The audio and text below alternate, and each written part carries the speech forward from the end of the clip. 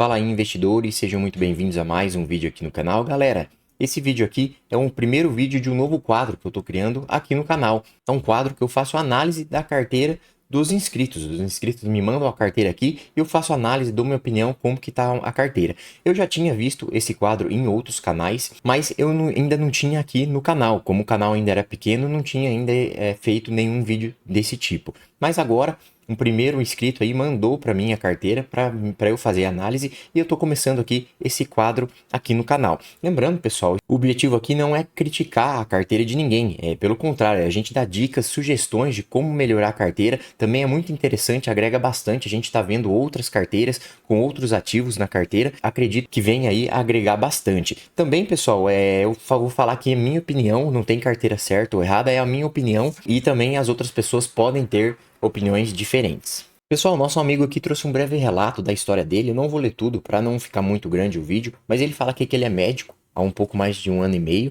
e ele não investia antes, ele não fazia nenhum tipo de investimento. Depois ele passou a investir em uma renda fixa, depois começou a consumir conteúdos aí do YouTube e começou aí querer montar sua carteira de investimentos diversificada. Ele coloca como a estratégia dele aqui 40% ações Brasil, 20% ações internacionais via ETFs, 15% fundos imobiliários, 5% em cripto e 20% em renda fixa. E ele fala aqui que a reserva de emergência dele está em um CDB de liquidez diária. Primeiro, parabéns por ter tomado essa iniciativa de começar a investir. O primeiro passo, que é o mais difícil, você já deu, que é começar no mundo de investimentos, começar devagarinho a investir. E eu gostei bastante aqui da sua diversificação na sua carteira, diversificando aí entre ações Brasil, fundos imobiliários, ETFs internacionais, que até cripto tem aqui. Então, uma divisão muito boa. E já estamos aqui no Investidor 10, na carteira do nosso amigo aqui, do nosso inscrito. Ele tem um patrimônio aqui já muito bom, mais de 44 mil reais investidos, mas você não precisa de todo esse dinheiro para investir, tá, pessoal? Você pode começar investindo com 500, com 1.000 reais, você começa aí a montar sua carteira de investimentos. Vejam aqui as divisões, como que tá a carteira dele aqui, quase 40% em ações, 37,17% em renda fixa, 8,74% em ETFs internacionais, 7,42% em fundos imobiliários, 7,25% em tesouro direto e 1,44% em ETFs. Eu vou começar aqui, pessoal, falando um pouquinho dessas outras classes de ativos aqui e depois a gente vai falar um pouco mais detalhado na parte de ações, que é onde eu vejo aqui maiores oportunidades na bolsa.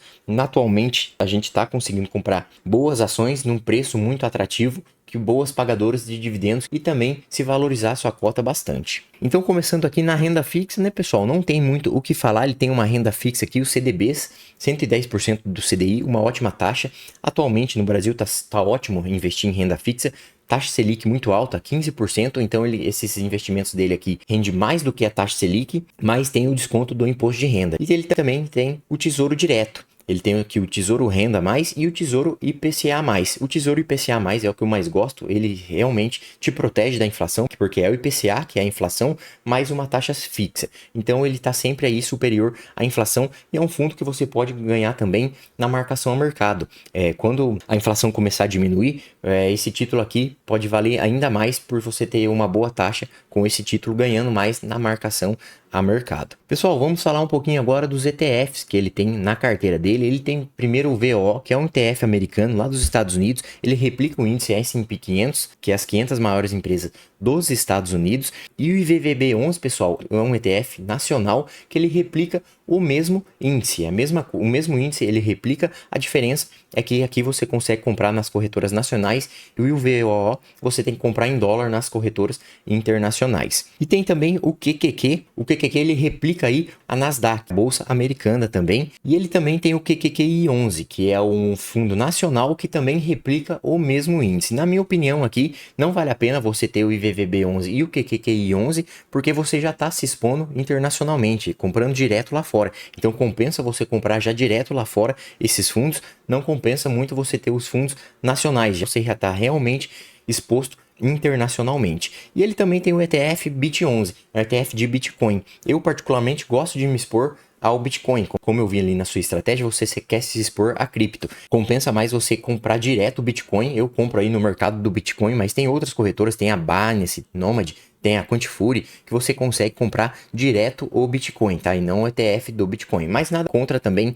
ter esse ETF em carteira. Falando aqui um pouquinho dos fundos imobiliários, pessoal, ele tem uma carteira bem diversificada aqui de fundos imobiliários. Eu acho correto isso. Os fundos imobiliários a gente tem que ter uma carteira bem diversificada, mas eu achei muito aqui, tá? Eu achei que tá uma exposição muito alta nos fundos imobiliários. Talvez aqui uns 9 ativos sejam os suficientes. E por que eu falo isso? Porque é muito bom, às vezes, cada mês, a cada 2 meses, a gente acompanhar o que está acontecendo no fundo. Então, ver o caixa do fundo, quanto que está sendo distribuído, quanto que ficou em caixa. E nos casos dos fundos de tijolo, dá uma olhada na vacância dos imóveis do fundo. Nos casos dos fundos de papel, dá uma olhada aí de quais são os riscos que estão os CRIs do fundo. Dá uma acompanhada ali de leve no fundo, pessoal. E você também já está bem diversificado nos fundos de fundos, que você tem o HFOF11 e tem o RF11, que são fundos aí que compram cotas de outros fundos imobiliários. Então, dentro de cada fundo desse daí, você já tem uma gama de diversas cotas de outros fundos imobiliários. Isso daqui já ajuda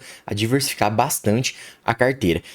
É demais, você tem outros fundos de tijolo, de galpões logísticos, como BTLG, tem também o HGLG11, tem os fundos de shoppings, que é o XPML11, VISC11, são ótimos fundos imobiliários, e eu vejo aqui uma característica da sua carteira que a maioria são fundos de tijolo, o que eu acho bastante interessante, porque eles são menos riscos do que os fundos de papel, e eles são os fundos que eles têm maior possibilidade de se valorizarem lá no futuro, porque são fundos que eles têm ali um imóvel físico e esses imóveis estão se valorizando a cada ano. O que acontece é que daí também valoriza a cota do fundo. Pessoal, e agora sim, chegamos aqui nas ações. Eu considero a classe de ativos mais importantes aqui na carteira, é o que eu gosto de falar aqui no canal. Ele tem quase 17 mil reais investidos em ações. Tá uma pequena variação negativa aqui, mas não tem problema, tá? Não precisa se preocupar com isso, com essas variações negativas. No longo prazo, essas variações vão se recuperar, até porque você tem ótimos ativos na sua carteira. E vamos começar aqui falando pelos bancos, pessoal. Banco do Brasil, ele tem aqui a principal posição dele. Eu também tenho como principal posição na minha carteira. É fato que o banco está passando por um momento mais desafiador, um momento mais crítico, mas não dá para a gente se basear apenas em um ano a história toda do banco. Sempre foi um ótimo banco, um ótimo pagador de dividendos e agora está passando por essas dificuldades, como qualquer outra empresa passa em um período ou outro. A questão aqui é a recuperação. Esperado aí uma recuperação a partir de 2026, Banco do Brasil já vai estar aí se recuperando. Ele baixou sim o payout também de 40% para 30% no pagamento de dividendos, mas é momentâneo, como eu falei para vocês. Eu espero aí logo em 2026 uma recuperação do Banco do Brasil que volte a aumentar os seus lucros, volte a aumentar a quantidade de pagamentos de dividendos. E o outro banco aqui que ele tem, pessoal, é o Itaú. E na verdade ele tem aqui a Itaúsa, que é uma holding do Itaú. O Itaúsa tem o Itaú como principal posição, mas também tem a Alpargatas, Duratex, outras empresas aí também que eu não conheço. Eu vejo aqui, não vejo nenhum problema em ter Itaúsa na carteira, também é uma ótima empresa, mas se fosse para se expor, eu iria me expor direto em Itaú, Itube 4. E eu acho bem legal, pessoal, essa composição que ele fez, porque você tem 2 bancões na carteira e no momento agora que o Banco do Brasil está passando por algumas dificuldades, está abaixando seus lucros, Itaú tá aí muito forte, sempre aumentando seus lucros, batendo recorde aí em aumentando seus lucros, tanto que no último resultado veio um aumento aí dos seus lucros, chega até ser impressionante. O banco realmente está muito forte mesmo. Então, vem aqui para equilibrar um pouco. Tem essas quedas de Banco do Brasil, mas tem aí o Itaú trazendo lucros e trazendo resultados muito fortes. Falando um pouquinho aqui das seguradoras, pessoal, nem tenho que falar das seguradoras dele também. São seguradoras que eu tenho em carteira, que é a BB Seguridade e a Caixa Seguridade, ótimas seguradoras, tá? E eu de verdade não entendo essa cotação aqui de BB Seguridade, tá? BB Seguridade nos últimos anúncio de resultados no primeiro e segundo tri trouxeram aumento nos seus lucros, veio aí com pagamento de dividendos agora no mês 8 e a cotação está caindo. Não dá para entender esse mercado, mas eu vejo aqui como uma oportunidade de comprar BB Seguridade barata, tá com um ótimo preço e já dá para ir comprando, tá? Mesmo o próximo dividendo de BB Seguridade seja só lá em fevereiro de 2026, o anúncio, a gente já consegue aí comprando BB Seguridade, aumentando a posição para conseguir aí já tá com uma posição bem robusta, quando chegar lá em fevereiro ter uma posição bem maior para já receber os dividendos de BB Seguridade. E Caixa Seguridade também é uma ótima pagadora de dividendos, e ao contrário de BB Seguridade, eu acho que Caixa Seguridade ela tem uma melhor política de pagamentos de dividendos do que BB Seguridade. Por que eu falo isso? Caixa Seguridade ela paga 4 vezes por ano, enquanto BB Seguridade paga apenas 2 vezes por ano. E Caixa Seguridade, quando ela anuncia os seus anúncios de dividendos, ela anuncia para 2 meses para frente. Um exemplo que está acontecendo agora, ela anunciou recentemente os seus próximos dividendos e a Datacom é lá em 1 de novembro. Então tem tempo aí para o investidor fazer sua estratégia, analisar a empresa, acumular ações da empresa, comprar ações para receber esses dividendos lá em novembro. Então eu vejo aí que Caixa Seguridade está com uma boa oportunidade aqui nos seus preços também, e a política de pagamentos de dividendos é ainda melhor que BB Seguridade. Falando um pouquinho das elétricas, pessoal, na carteira dele ele tem ISA Energia e tem Eletrobras, duas grandes empresas também. A diferença é que ISA Energia é uma transmissora pura, quase 100% é transmissão de energia, já a Eletrobras ela mexe com transmissão de energia e também geração de energia. E ISA Energia, pessoal, ela está passando também por um momento um pouco mais desafiador, diminuiu um pouco os seus resultados no último anúncio de resultados, mas é uma empresa aí que ela não deixa de ser uma empresa previdenciária, pelo contrário, ela está investindo bastante.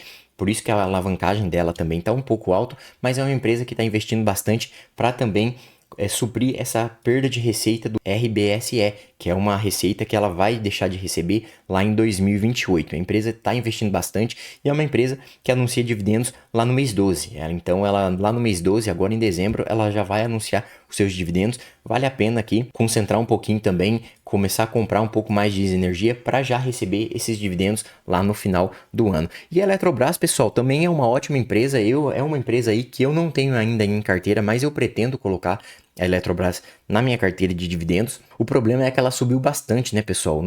Após o último anúncio de resultados, ela anunciou muito bem, teve aí um aumento muito alto nos seus lucros e com isso os seus preços subiram bastante.